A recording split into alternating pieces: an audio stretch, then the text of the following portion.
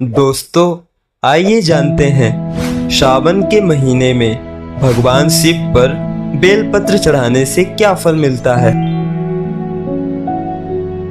एक समय की बात है, रामपुर गांव में महेश नाम का एक युवक अपनी पत्नी मीरा के साथ एक छोटी सी झोपड़ी में रहता था।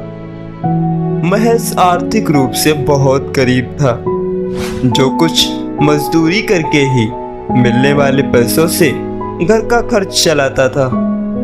उसमें भी कभी बीमारियों के कारण घर के ऐसे हालात हो जाते कि एक वक्त का खाना भी मिलना मुश्किल हो जाता था।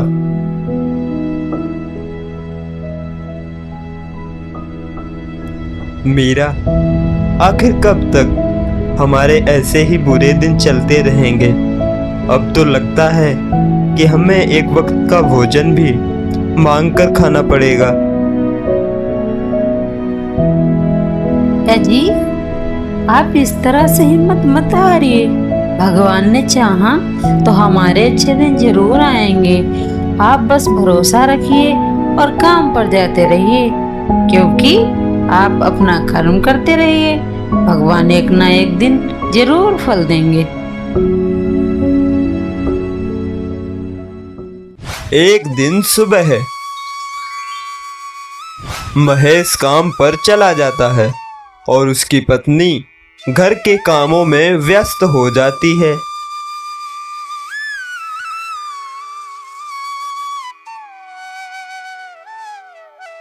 तभी रामपुर गांव में एक सिद्ध महात्मा आ पहुंचे।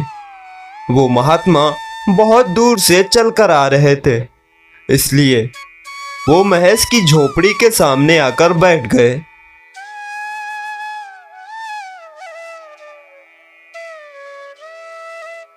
बच्चा, ओ बच्चा, कोई है घर में? जरा बाहर तो आओ। बाबा की आवाज सुनकर महेश की पत्नी बाहर आकर देखती है। जी महाराज, कहिए, मैं आपकी क्या सेवा कर सकती हूँ? हे देवी, मैं बहुत दूर से चलकर आया हूँ और मुझे बहुत भूख लगी है। क्या तुम मुझे भोजन करा सकती हो? बाबा की बात सुनकर मीरा सोच में पड़ गई। वो ये सोचने लगी कि मैंने तो आज कोई सब्जी भी नहीं पकाई है, बस 4 रूखी रोटी बनाई थी, जिसमें से 2 रोटी तो वो खा के चले गए हैं और सिर्फ 2 रोटी ही रखी हैं। अगर घर आए साधु को मना कर दूंगी तो मुझे घोर पाप लगेगा। क्या हुआ देवी? अगर तुम ना देना चाहो तो कोई बात नहीं, मैं चला जाता हूँ।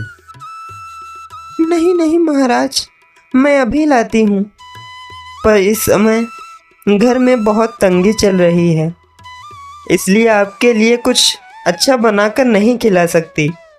जो पकाया है मैं वही ले आती हूँ। मीरा ने अपने हिस्से की रोटी उन महात्मा को खिला दी। भोजन करने के बाद बाबा ने कहा, हे देवी, ये सावन का महीना चल रहा है और तुम देवों के देव, जो सबके कष्ट हरते हैं, उस महादेव की पूजा करो। वो तुम्हारी सारी परेशानियां हर लेगा। अब से तुम अपने पति के साथ हर सोमवार को सच्चे मन से व्रत रहकर भगवान शिव की आराधना करो। तुम्हारे सारे बिगड़े काम बन जाएंगे। और हाँ, ये बात ध्यान रखना, महादेव को बेलपत्र अति प्रिय है। तुम उन्हें बेलपत्र जरूर अर्पित करना, इससे वो जल्द ही तुमसे प्रसन्न हो जाएंगे।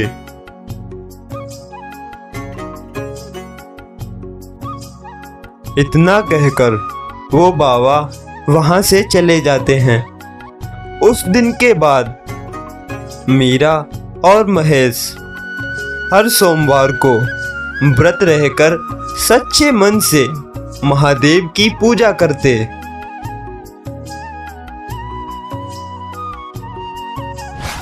कुछ ही दिनों में महेश का काम बहुत अच्छा चलने लगा। सावन खत्म होने के बाद उन पर महादेव की ऐसी अपार कृपा हुई कि वो दोनों गांव के सबसे अमीर व्यक्ति बन गए। हर हर महादेव। उस दिन के बाद महेश धार्मिक कार्यों में बढ़ चढ़कर हिस्सा लेने लगा। प्रिय भक्तों, आप भी सावन के इस पावन अवसर पर शिव की पूजा सच्चे मन से करें। अवश्य ही आपके बिगड़े काम बनेंगे।